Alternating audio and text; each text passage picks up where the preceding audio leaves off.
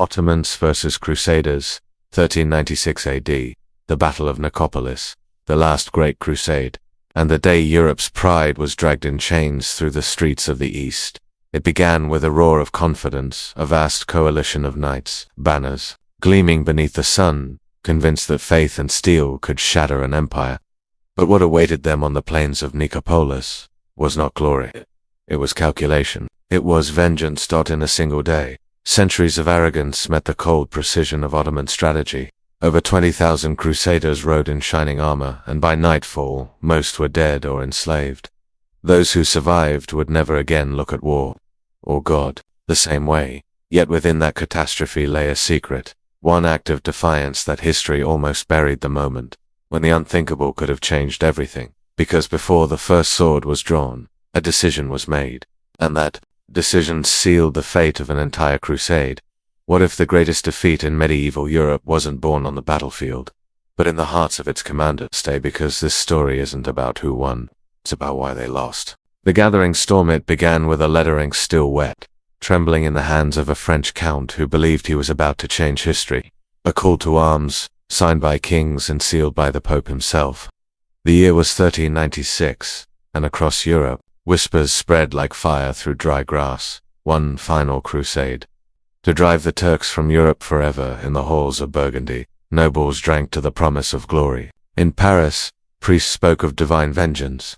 And in every tavern from Vienna to Venice, men spoke the same word with awe and fear. Bayezid, the Ottoman Sultan, the one they called Yildirim, the lightning. But pride defends. The lords of France and Hungary believed lightning could not strike through armor of gold.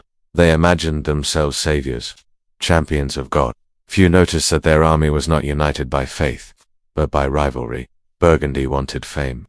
Hungary wanted survival. Venice wanted profit. And all of them wanted credit. Through the summer, banners multiplied. Shining columns of knights stretched across the fields, thousands of horses stamping, armor clattering, prayers echoing under the open sky. They believed God was watching. But somewhere beyond those prayers, a darker gaze followed them to dotted. The head of it all rode Sigismund, king of Hungary, young and proud, certain this army would make him immortal. He warned his allies to march carefully, to heed his scouts.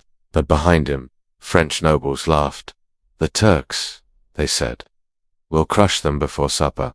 Still, not all were blind. Old soldiers whispered of Ottoman speed, of battles won before dawn, of armies that vanished into smoke and reappeared miles away. But no one listened. The crusade marched east, a thunderous river of arrogance, and on the other side of that river, Bayezid waited. He did not ride at the head of his army in pomp or gold. He sat silent in a black tent, staring at a map. His scouts had already counted every knight, every banner, every route. He knew their pride would destroy them, but he did not yet know was how as the Crusaders crossed the Danube, peasants fled their villages. They burnt crops, razed towns, boasting that they would purify the land of infidels. But the land itself seemed to resist them. Forests too quiet, rivers too shallow, winds carrying distant drums that never came closer. At Nicopolis they stopped. Before them stretched open plains, bordered by the river and low hills. A perfect place, the French said, for a charge. Sigismund frowned. It was too perfect. That night, under a red moon, the commanders quarreled. The Hungarians urged caution. The French demanded glory. If we wait, they said, the Sultan will run. Sigismund warned that Bayezid was near, perhaps already watching. No one believed him. Pride speaks louder than reason. By dawn, they decided to attack at first light. But somewhere in the darkness, a sound broke the silence, the cry of an animal, long and low. Then another, not wolves, not men. It was a call meant to be heard, not understood. The Crusader camp fell quiet, listening. Only the wind answered. When the sun rose, they saw it. Banners fluttering in the haze beyond the fields. Thousands of Ottoman infantry stood motionless, shields glinting like scales. A line of silence stretching across the horizon. The French laughed. So this is the mighty Ottoman army. They mounted their horses, lowering lances, hearts pounding with the promise of legend. Sigismund begged them to wait. They want you to charge, he warned. Let them come to us. But the French commanders de Courcy, d'Albret, Boucicaut smiled beneath their helmets. Honor waits for no man. Then came the trumpet. The earth trembled as knights surged forward, a glittering storm of steel and banners crashing across the plain. Behind them, priests raised crosses, shouting blessings, drowned by the thunder of hooves. The first Ottoman line braced itself and broke. Spears shattered, men fell screaming, and the Crusaders roared in triumph. It seemed over. For a moment, the plain belonged to them. They raised their swords, cheering, driving deeper, but then the smoke thickened, and through it, a second line appeared, rows of archers kneeling, silent as tombs. Arrows rose like black rain. The knights' cheers turned to screams. Horses reared and fell. Still they pushed forward, trapped in their own momentum, unable to turn back. Those behind pressed onward, thinking victory was near. Those in front saw only death. From the distant hills, Bayezid watched without expression. He had not yet moved. His army's center bent, then closed like a fist. The Crusaders were being swallowed whole, and they didn't know it yet. In the chaos, a French standard fell. The Count of Nevers shouted for retreat, but his voice drowned. Beneath the clamor, arrows found gaps in his armor. His horse collapsed. Around him, his men vanished in smoke. Sigismund's warning echoed in his mind. They want you to charge. And still, deeper in the haze, the Sultan waited. His cavalry, lightning had not yet struck. By noon the Crusaders' advance slowed to a crawl, armor heavy with blood and dust, their formation broken. From behind the hills came the sound of drums, slow, measured, endless. Then the ground began to shake again. They turned and saw it. A wall of horsemen descending from the ridge. Sunlight flashing on curved blades. Banners of green and black unfurling like wings. Bayezid had unleashed his fury. The plain of Nicopolis became a trap of smoke and screams. French nobles fought like beasts, surrounded on all sides. Hungarian lines broke apart. Sigismund himself barely escaped toward the river, his crown lost in the mud. And when it was over, silence fell thick, choking. Final dot among the ruins of armor and ash. Bayezid rode slowly forward. The great crusade of Europe lay shattered before him, yet his eyes were not on the dead, they were on the few still breathing. He gave one quiet order. The survivors were to be bound, not slain, because this victory was not yet complete. For, in the hours to come, on that same field, the true humiliation would begin, and from that humiliation something far more dangerous would rise. The Sultan's shattered dawn rose over Nicopolis like a slow confession. Smoke drifted from the plains, carrying the stench of iron and ash. The moans of the wounded mixed with the caw of circling crows. And among the bodies, a few survivors still clung to their shattered pride, unable to understand how their crusade had crumbled in a single day, far to the east. Beneath a black silk pavilion, Sultan Bayezid I sat in silence. His armor was still dusty from the march, his face lit only by the glow of an oil lamp.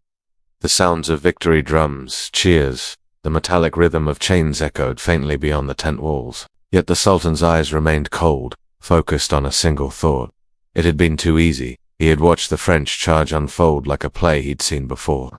Their fury, their blindness, it had all been foretold in their arrogance. He'd let them run wild just long enough to believe they had won.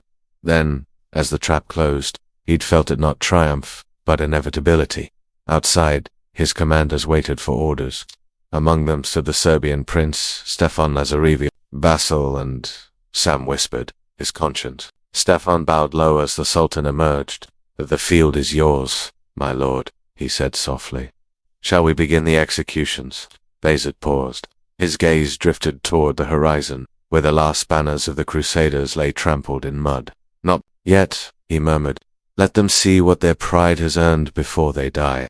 The prisoners were brought forth, hundreds of knights and nobles, their armor dented, their faces streaked with blood and disbelief. Among them was Jean de Nevers, the son of the Duke of Burgundy, barely 25 and trembling behind the fragments of his once shining helm. He had dreamed of glory. Now he stood barefoot in chains. Bayezid rode among them slowly, his horse's hooves sinking into the wet earth. He said nothing at first. Then, in a calm, even voice, he spoke through an interpreter. Tell me, sons of Christendom, he said, was it worth it? The fire, the slaughter, the pride? None answered. The Sultan studied their faces. He saw confusion, shame, and something else, defiance. the kind that refuses to die even when all reason is gone. For a moment, he almost respected it. Then he turned his horse and gave the order. The peasants, the common soldiers, were dragged aside and executed in rows. The nobles watched in horror as heads fell one after another into the riverbank mud. Bayezid's voice cut through the cries. "This is not cruelty," he said. "This is memory. Let the world remember what arrogance looks like." But not all were killed. When the executioners reached the nobles, the Sultan raised a hand. "Spare them," he commanded. "They are valuable. Their ransom will pay for the mosques they tried to destroy." Jean de Nevers collapsed with relief, not realizing that his survival would become a greater torment than death. For days, the prisoners marched east chained together, barefoot, under the weight of the Empire's contempt. Villagers lined the roads to watch, some jeering, others whispering prayers. The once proud Crusaders were now a parade of humiliation. Their shining armor traded for rust and filth. At night, Bayezid's camp glowed with torches and laughter. The Sultan entertained his allies, feasting beneath banners torn from the enemy. To his side sat Stefan Lazarevio, whose eyes never left the horizon. "You are troubled," Bayezid said, noticing his silence. "I saw bravery today," Stefan replied quietly. "Foolish, yes, but brave. Even doomed men can fight with honor." Bayezid's jaw tightened. "Honor is a lie men tell themselves before they die. I have no patience for lies." He rose, leaving his goblet half full. Outside, the wind stirred the tents. For the first time since dawn, he allowed himself to feel the exhaustion beneath his triumph. He had broken an army that represented all of Europe, and yet, in his heart, a strange unease lingered, because far beyond these plains, another shadow was moving. Rumors had already reached him. The Mongol warlord Timur, gathering strength in the east. A conqueror who called himself the Sword of the World. Bayezid dismissed it outwardly, but he could feel it, a tension in the air, the same electricity that precedes a storm. Still, for now, he had Europe's knights in chains. In Budapest, in Paris, in Venice, word of the defeat spread like poison. Kings trembled. The last great crusade had ended not in glory, but in disgrace. Mothers wept for sons who would never return, and the name Bayezid the Lightning became the sound of fear across the continent. Yet not all in Europe cursed him. Some studied him. They saw in his discipline and vision something that their own leaders lacked. A new kind of ruler, one who did not pray for victory, he designed it. As the captives were escorted to Gallipoli, Jean de Nevers dared to speak to his guards. "Tell your Sultan," he said, "that we will come again." The guard laughed. "Then tell your God," he answered, "to make more men." That night, Bayezid stood atop the fortress walls overlooking the sea. The moon shimmered on the water, the sound of chains clinking below like distant thunder.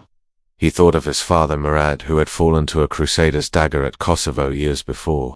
Nicopolis was his vengeance, but vengeance has a hunger of its own. He had avenged his father. Yes, but in the silence between the waves. He wondered if victory could ever truly satisfy a man who had built his life on war. And, faintly, he heard it again, the same cry that had echoed across the plains before battle. That strange call, neither human nor beast, carried by the wind. He turned toward the dark horizon, his hand resting on his sword. The war was over, but something was coming, and when it arrived, it would not come from the west. The march to Nicopolis, long before the plains of Nicopolis turned red, the road itself had begun to whisper warnings.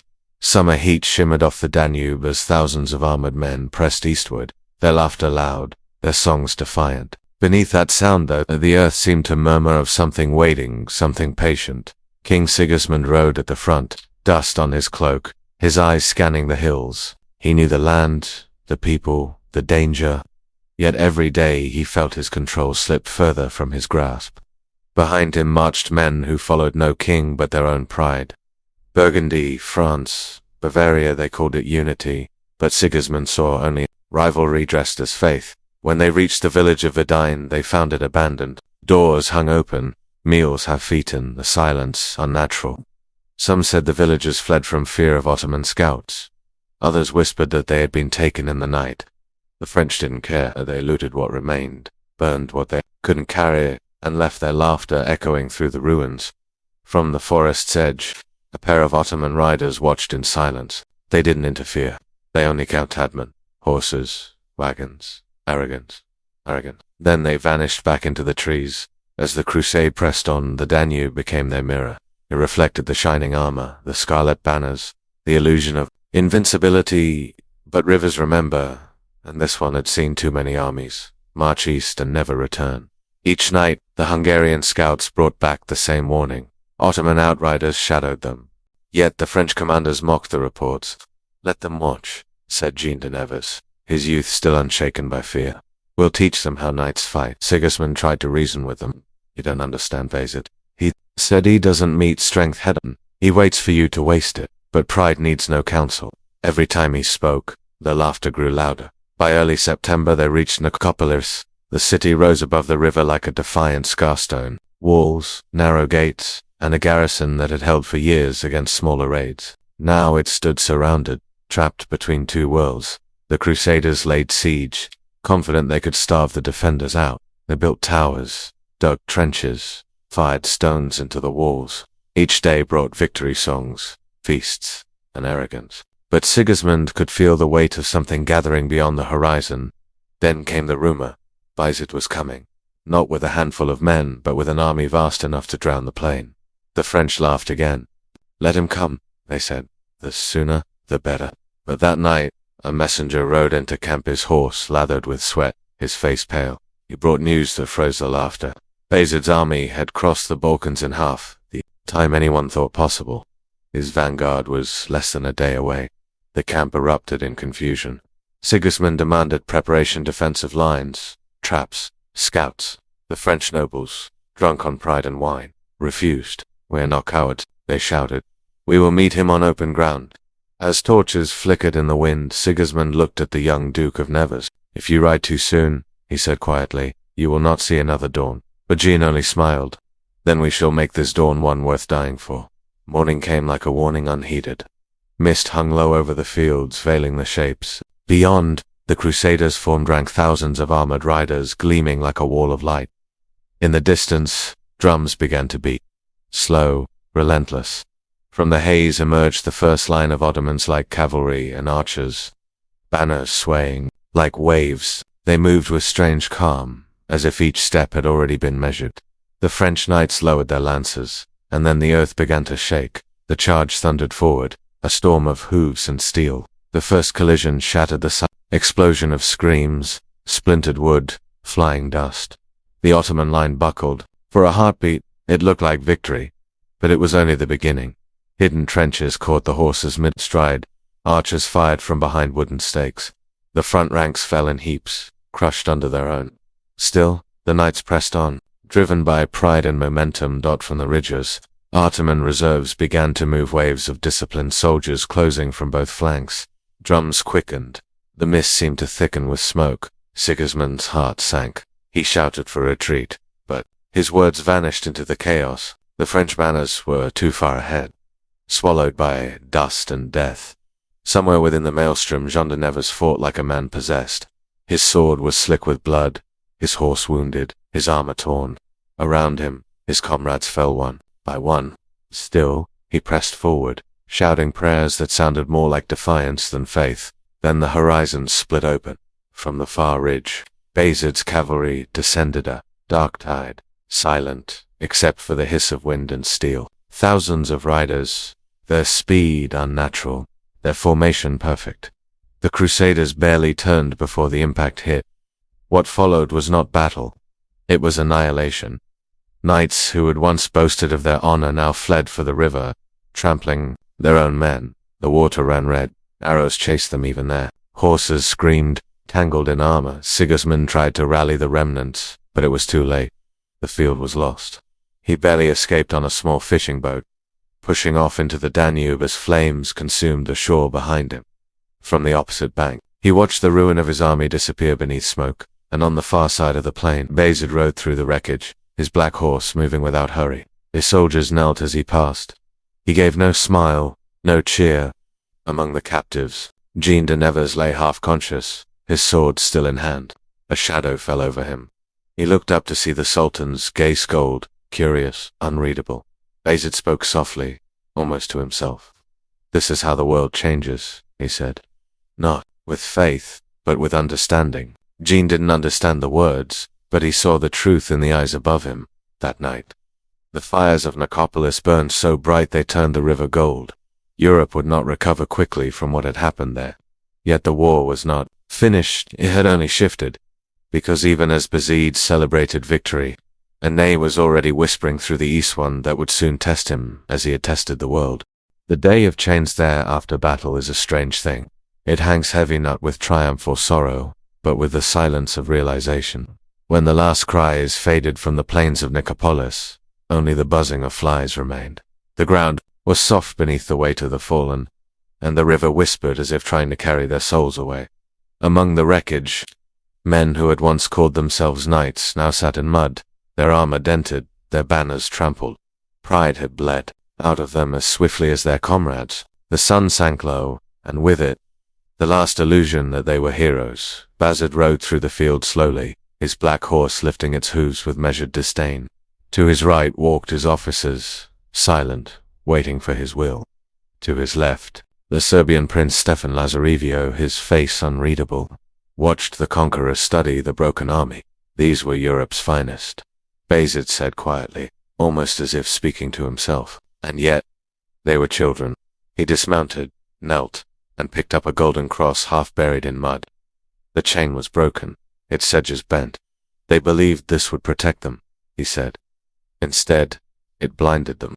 He let it fall, and the sound was lost beneath the cries of the wounded. By dusk, the survivors were gathered, hundreds of knights, nobles, and mercenaries bound together with ropes and chains. Among them was Jean de Nevers, his once polished armor now cracked, his hands trembling but defiant. He stared at Bayezid as the Sultan passed, refusing to bow even when struck by the guards. That defiance caught the Sultan's eye. He stopped, turned, and regarded the young duke. "Do you still believe your God watches you?" he asked through his interpreter. Jean said nothing, but his eyes, fevered and hollow, carried an answer Bayezid understood too well. The Sultan's lips curved into something between a smile and a sigh. "Then let him watch what comes next." At dawn, the prisoners were led to a slope overlooking the river. Behind them, Ottoman soldiers prepared stakes and ropes. The captives expected death, but Bayezid, seated beneath a crimson canopy, had other plans. One by one, the common soldiers, those without rank or ransom, were brought forward. Their pleas rose into the sky, met only by the sound of drawn blades. When the first head fell, even the river seemed to flinch. For hours, the executions continued. Blood turned the ground black, and the nobles could do nothing but watch. It was not slaughter for vengeance, it was a lesson written in flesh. But then, as the last of the peasants were cut down, Bayezid lifted his hand. "Enough," he said. The silence that followed was heavier than the screams had been. He rose from his seat and faced the nobles. "You came here to destroy my world," he said. "Instead, you will carry it home." The surviving lords were spared not from mercy, but purpose. Their lives had value, not as men, but as messages. They would return to Europe not as victors, but as warnings. Jean de Nevers was pulled from the line and brought before the Sultan. His chains rattled as he fell to his knees, exhausted. Bayezid studied him, then reached into the folds of his cloak and drew a jeweled dagger. The young duke tensed, expecting death. Instead, Bayezid cut the rope binding his wrists. "You are the son of a duke," the Sultan said. "Tell your father what you saw here. Tell him what pride costs." Jean looked up, confusion flickering in his eyes. "Why spare me?" he managed to whisper. Bayezid turned away. "Because I need no more corpses to prove a point." That night, fires burned along the river. The Ottoman army feasted while the captives shivered in the dark. Laughter echoed through the camp, mingling with the distant wails of the dying Stefan. Lazarevio found Bayezid alone near the riverbank, staring into the reflection of the flames. "You should rest," Stefan said gently. "I cannot," Bayezid murmured. "When victory tastes this bitter, it means something is wrong." "You won," Stefan said. "Europe will not challenge you again." Bayezid nodded slowly. "Perhaps. But what of the East? Word travels faster than any army. Timur knows I have conquered the West." He looked at the water again. "That means he will come." The Serbian prince hesitated. "Do you fear him?" Bayezid's answer came after a long silence. "I fear nothing that bleeds, but I do not trust the silence between storms." Far from the camp, on a hill where the battle had begun, a lone figure stood, a Hungarian scout, one of few who had escaped. He gazed down at the lights of Bayezid's encampment, then at the river glinting like molten gold. He carried with him a single message, hidden in his boot, written by Sigismund himself. If he reached Buda, the world would hear of the disaster. But between him and the border lay 100 miles of Ottoman patrols. He looked once more at the horizon, took a breath, and vanished into the forest. Back by the river, the Sultan watched the dawn rise. The air smelled of wet earth and iron. The crows were quiet now, their hunger sated. He closed his eyes, listening not to the drums, but to the faint creak of chains from the prisoners' camp. To him, it was not a sound of triumph, but a reminder. Victory, he thought, is only a chain with a different name.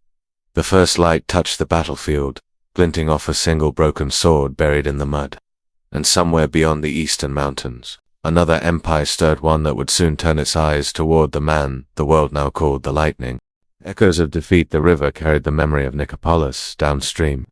Days after the battle, its waters still glimmered with fragments of steel, drifting like lost ghosts toward the Black Sea. Every mile it flowed, the story followed of how Europe's pride had drowned beneath Ottoman thunder. Buda. The court of Hungary stood frozen when King Sigismund returned. His face was thin, his armor rusted from the journey. He said nothing for hours. When his council finally pressed him for words, he simply whispered, "We were not defeated by men. We were defeated by ourselves." Across the continent, news spread faster than ships. In Paris, churches filled overnight with mourning families. In Venice, merchants cursed the loss of their investments. And in Rome, the Pope turned his gaze eastward in silence, realizing that Christendom had lost not a battle but the idea that it could never lose. For those who survived the march into captivity, time became a slow, cruel echo. Jean de Nevers and the other nobles were taken across the Bosphorus under guard. They saw cities they had once spoken of as distant myths: Constantinople's domes, Bursa's marble courtyards, the endless horizon of an empire that did not sleep. In Bayezid's palace, their chains were replaced with gilded restraint. Servants washed their wounds, musicians played foreign melodies, and food was placed before them that none could eat. It was not kindness. It was humiliation served in gold. Jean lay awake each night listening to the murmur of Ottoman prayers beyond the walls. The rhythm was haunting, measured, patient, as though the very act of devotion contained power. For the first time, he wondered if faith could exist without conquest. One evening Bayezid summoned the captives to his court. The Sultan sat upon a dais of black marble, flanked by banners captured from Nicopolis. Each bore the crest of a fallen house: France, Burgundy, Hungary, Bavaria. When the prisoners entered, a hush fell over the hall. Bayezid's gaze swept across them. "Tell me," he said, "why does your God command war?" No one spoke. Jean finally lifted his head. "Because men do," he answered quietly. For a moment Bayezid's expression softened. "Then men are worse than the gods they invent." He stood, his voice cold again. "You rode to break an empire. Instead, you built mine." After the audience, the nobles were led back to their chambers. Days blurred into weeks. Some wrote letters home, sealed with trembling hands. Some broke beneath the weight of captivity. Yet Jean waited. He watched the Sultan, studied him, tried to understand the man who could be both ruthless and restrained. Then one morning, word spread through the palace. The captives would be freed, not out of mercy, but calculation. Ransoms had been paid, gold, enough to build new cities. Before they departed, Bayezid called Jean once more. The Sultan regarded him in silence for a long time. "Tell your people," he said, "that courage is not found in charging blindly. It lies in knowing when not to charge at all." Jean bowed his head. "And what will you tell yours?" Bayezid's eyes flickered toward the horizon. "That victory means nothing if it blinds you to what waits beyond it." When Jean and the others sailed west, the city faded behind them, its minarets piercing the sky like silent warnings. He did not look back. Months later, he reached Paris, a man changed beyond recognition. He spoke little of what he had seen. When courtiers pressed him for tales of the Crusade, he would say only, "We were lions, led by pride into a storm of reason." But the echoes of Nicopolis did not end with him. Across Europe, the story became legend, a caution whispered in the halls of kings, and the age of holy wars was dying. The age of empires had begun. Yet even as Europe buried its shame, Bayezid faced storms of his own. Word came from the east of Timur, the conqueror of Samarkand, marching west with a hunger to match his own, the two greatest powers of their age.